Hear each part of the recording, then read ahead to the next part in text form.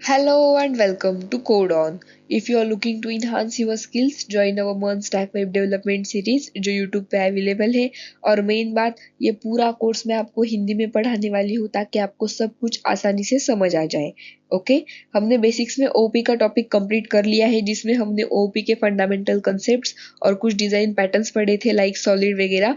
जो प्रोजेक्ट्स है हमारे कंपनी में वो सारे सॉलिड ड्राई इन डिज़ाइन पैटर्न्स पे ही चलते हैं, इसलिए ये डिज़ाइन पैटर्न्स बहुत इंपॉर्टेंट है। अगर आपने वो वीडियो मिस कर दिया है तो जाके वो वीडियो देख लीजिएगा।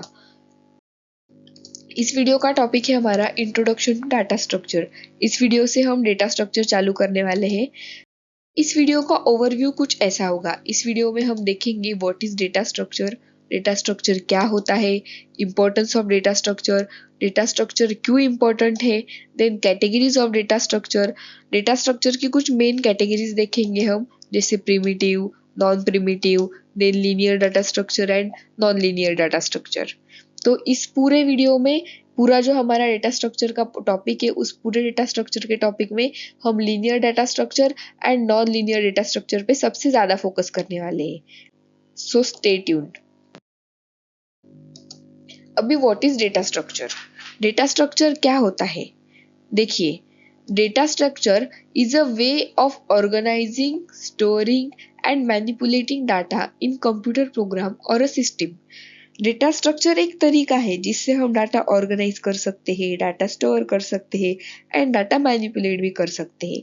डाटाबेसेस के जो है वो दो टाइप्स होते हैं, जैसे कि RDB based databases and non RDB based databases. Market में आरडीबी बेस्ड डाटाबेसेस को पॉपुलर माना जाता है। आरडीबीएमएस में हम टेबुलर फॉर्मेट में डाटा सेव करते हैं, मतलब रोज एंड कॉलम के फॉर्मेट में डाटा सेव करते हैं। यह क्या हो गया? डाटा को ऑर्गेनाइज करने का एक तरीका हो गया। ओके, अब टेबल्स के बीच में रिलेशंस होते हैं, जैसे parent table, child table. RDBMS databases के अंदर जो रिलेशन क्रिएट होते हैं उसे हम कहते हैं प्राइमरी फॉरेन कीज। याद रखिए, आरडीबीएमएस डाटाबेसेस के अंदर जो रिलेशन क्रिएट होते हैं उसे हम कहते हैं primary foreign keys. Windows explorer में जब हम फाइल एक्सप्लोर करते हैं ना, तो हम क्या करते हैं, एक हार्ड डिस्क में, सी ड्राइव में, डी ड्राइव में हम एक फोल्डर बनाते हैं, फिर उस फोल्डर के अंदर और एक फोल्डर बनाते हैं, उसके अंदर कुछ ऐसे 1 2 3 4 फोल्डर बनाने के बाद उसके अंदर हम कुछ फाइल सेव करते हैं ना। तो ये जो बहुत सारे फोल्डर में फोल्डर बनते हैं, तो ये जो फोल्डर हम बनाते हैं ना, वो एक ट्री स्ट्रक्चर डाटाबेसेस में क्रिएट होता है। मतलब फाइल ऑर्गेनाइज करने के लिए हम ट्री यूज करते हैं। जो कंप्यूटर साइंस के स्टूडेंट है सेकेंड ईयर के, उनको पता है, उन्होंने डीएम डीएसए सब्जेक्ट्स में पढ़ा हुआ है। ट्रीज एंड ग्राफ्स, उनका स्ट्रक्चर क्या होता है, उनमें डाटा कैसे सेव होता है, ये सब प्रैक्टिकल हमें कॉलेज में पढ़ाया गया है ऑलरेडी। मैं आपको और एक एग्जांपल देती हूँ। स्पॉटिफाई यूज करते हैं हम सॉन्ग सुनने के लिए। उसमें हम सॉन्ग्स चेंज करते हैं ना, फॉरवर्ड करते हैं सॉन्ग को, फिर बैकवर्ड करते हैं। कुछ हमारा मन पसंदीदा पार्ट हो बस उतना ही सुनते हैं। ओके, या फिर सॉन्ग चेंज करते हैं। तो ये सॉन्ग्स को वो डाटा लिंक लिस्ट फॉर्मेट में सेव होता है। ये जो सॉन्ग्स होते हैं ना, ये सब songs data link list format में सेव होते हैं। ये डे टू डे लाइफ में हम ऐसे बहुत सारे एप्लीकेशन यूज करते हैं जिसमें हम डाटा स्ट्रक्चर के अलग अलग टाइप्स में डाटा सेव करते हैं, बट वो टाइप्स हमें पता नहीं होते, तो हमें वो एक्सप्लोर करना है। आप भी 2 3 एग्जाम्पल कमेंट में डाल सकते हो, जो 2 3 एप्लीकेशन ऐसे डाल सकते हो जो अलग अलग डाटा स्ट्रक्चर के फॉर्म्स में डाटा सेव करता हो। मैं आपके कमेंट्स देखूंगी और जो सही कमेंट होगा उसको पिन करके भी रखूंगी। तो देखिए, ये हो गया डाटा ऑर्गेनाइज करने का एक तरीका। अब डाटा ऑर्गेनाइज करना और डाटा स्टोर करना दो अलग अलग चीजें हैं। डाटा ऑर्गेनाइज करने में और डाटा स्टोर करने में डिफरेंस क्या है? डाटा जब स्टोर करते हैं हम, तो वो डाटा रो फॉर्मेट में होता है। हमने उसे स्ट्रक्चराइज नहीं किया है। जैसे आप एमएस वर्ड या नोटपैड में डाटा लिखते हो ना, पर वो डाटा ऑर्गेनाइज नहीं होता है, अनस्ट्रक्चर्ड फॉर्मेट में होता है ना वो डाटा। तो वही डाटा अगर आप डाटाबेस में डालोगे ना, तो वो ऑर्गेनाइज्ड होगा, उस डाटा को एक स्ट्रक्चर मिलेगा। इसे कहते हैं हम ऑर्गेनाइजिंग एंड सॉर्टिंग डाटा। याद रखिए। अब डाटा मैनिपुलेशन कैसे होता है? मैनिपुलेशन करना मतलब मॉडिफाई करना। अब नॉर्मल डाटा आपने डाटाबेस में ऑर्गेनाइज कर कर सेव कर लिया। अब उसमें कुछ चेंजेस करने हैं, हमें मॉडिफाई करना है उसे। इसके लिए भी आपको डाटा स्ट्रक्चर का यूज करना पड़ेगा। जब आप किसी भी प्रोग्रामिंग लैंग्वेज में कोई भी कोड लिखोगे तो वो इन मेमोरी अलोकेट होता है, रैम में रन होता है, तो हमें उस रैम में डाटा ऑर्गेनाइज और मॉडिफाई करना होता है। अगर आपको रैम में डाटा ऑर्गेनाइज करके मेमोरी में उसे प्रोसेस करना है तो उसमें भी डाटा स्ट्रक्चर यूज होता है। फॉर एग्जाम्पल, आप किसी XYZ कंपनी में HR डिपार्टमेंट में वर्क कर रहे हो। आपने लिंक्डइन पर एक जॉब एप्लीकेशन पोस्ट डाला। अब आपके पास एक पोजीशन के लिए समझो कि 1000 एप्लीकेशन आ गई।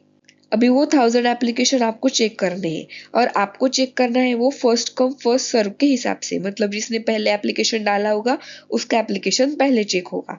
और उन 1000 एप्लीकेशन में से एक को उस पोस्ट के लिए आपको सिलेक्ट करना है। अब इसके लिए आपको डाटाबेस में ऐसा प्रोग्राम लिखना पड़ेगा कि फर्स्ट एप्लीकेशन फर्स्टली विजिबल हो। ये सब हम रैम में करते हैं। तो simply says, in memory data organise और मॉडिफाई करने के लिए हमें डाटा स्ट्रक्चर का यूज करना है। समझ आ गया आपको? देखिए, नेक्स्ट हम देखेंगे इम्पोर्टेंस ऑफ डाटा स्ट्रक्चर। अभी डाटा स्ट्रक्चर की इम्पोर्टेंस क्या क्या है? Data structure are fundamental building blocks use in computer programming and software development to store, organise and process data. Data structure एक फंडामेंटल बिल्डिंग ब्लॉक है programming and software development का, जो data store करने में, data organise करने में and data process करने में हेल्प करता है। डेटा स्ट्रक्चर कंप्यूटर साइंस में बहुत वाइड रेंज में यूज होता है, जैसे databases, operating system, compilers, search algorithm etcetera. आपको एप्लीकेशन के हिसाब से सुटेबल डाटा स्ट्रक्चर चूज करते आना चाहिए। अगर आपने गलत मेथड चूज कर लिया तो आपको फर्दर प्रॉब्लम फेस करना पड़ सकता है। इसलिए choose appropriate data structure according to your problem. Okay, then data structure के बहुत सारे अलग अलग टाइप्स है जो अलग अलग प्रॉब्लम अनुसार वर्क करते हैं। Different type of data structure और उनके जो कैरेक्टरिस्टिक को समझना बहुत इंपॉर्टेंट है एक हाई परफॉर्मेंस सॉफ्टवेयर सिस्टम बनाने के लिए। तो आपके लिए डाटा स्ट्रक्चर सीखना बहुत इंपॉर्टेंट है क्योंकि ये हमें इंटरव्यूज में भी पूछा जाता है। तो ये बेसिक कंसेप्ट पता होना बहुत इंपॉर्टेंट है हमारे लिए। देन हम देखेंगे categories of data structure. Data structure की कैटेगरीज कौन से तो डाटा स्ट्रक्चर की दो मेन कैटेगरीज है, primitive and non primitive data structure. See यहाँ पे लिखा है primitive data structures and non primitive data structures. इन प्रिमिटिव डाटा स्ट्रक्चर में तीन चीजें हैं, numbers, floating point numbers and characters. Okay, तो फर्स्ट है नंबर्स। न्यूमेरिकल डाटाबेसेस जिसमें हम होल नंबर स्टोर करते हैं। न्यूमेरिकल डाटाबेसेस में हम क्या करते हैं, होल नंबर स्टोर करते हैं। जो होल नंबर्स होते हैं ना हमारे 0 1 2 3 4, वो सब हम न्यूमेरिकल डाटाबेसेस में सेव करते हैं। अगर रैम के अंदर हमें कुछ भी सॉल्व करना है तो वेरिएबल यूज करते हैं हम। तो वेरिएबल हमारा प्लेस होल्डर होता है। तो वेरिएबल होता है character. Okay, character alpha numeric होते हैं। कैरेक्टर में अल्फाबेट भी आ सकते हैं एंड नंबर्स भी आ सकते हैं। समझ आ गया? देन है फ्लोटिंग पॉइंट नंबर। तो फ्लोटिंग पॉइंट नंबर्स क्या है? फ्लोटिंग पॉइंट नंबर्स फ्रैक्शंस होते हैं। फ्रैक्शंस लाइक 5.5, 8.2, ये जो ऐसे वैल्यूज होती है ना हमारे पॉइंट में, इसे हम फ्रैक्शन नंबर कहते हैं। वो सब हम फ्लोटिंग पॉइंट नंबर्स में लिख सकते हैं। ये है प्रिमिटिव डाटा स्ट्रक्चर। ये पूरा प्रिमिटिव डाटा स्ट्रक्चर जो है ये बेसिक डाटा स्ट्रक्चर है। ओके, हमें नॉन प्रिमिटिव डाटा स्ट्रक्चर पे ज्यादा फोकस करना है जिसमें आता है linear and non linear. Non primitive data structure के भी दो टाइप्स है, linear data structure and non linear data structure. Linear मतलब एक सर्टन वे, जिस डाटा स्ट्रक्चर का एक सर्टन वे होता है ना काम करने का, उसे हम बोलते हैं लीनियर डाटा स्ट्रक्चर।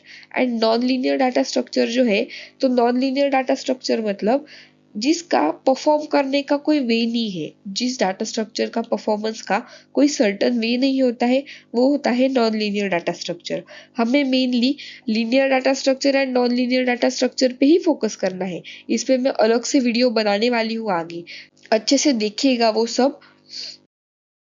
नेक्स्ट हम देखेंगे, यहाँ पे मैंने कुछ डेफिनेशंस दी है प्रिमिटिव डाटा स्ट्रक्चर की, जैसे मैंने आपको अभी समझाया।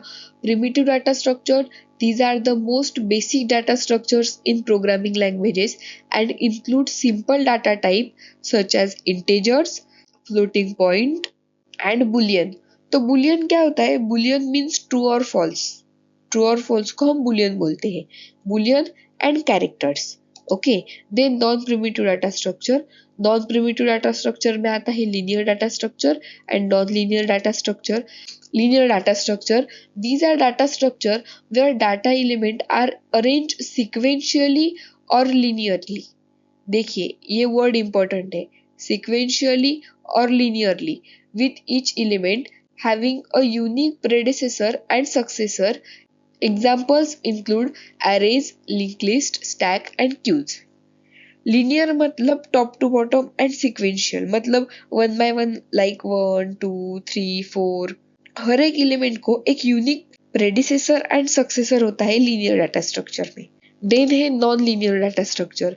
These are data structures where the data elements are not arranged sequentially and each element may have multiple predecessor and successor. Example include tree, graphs and heaps.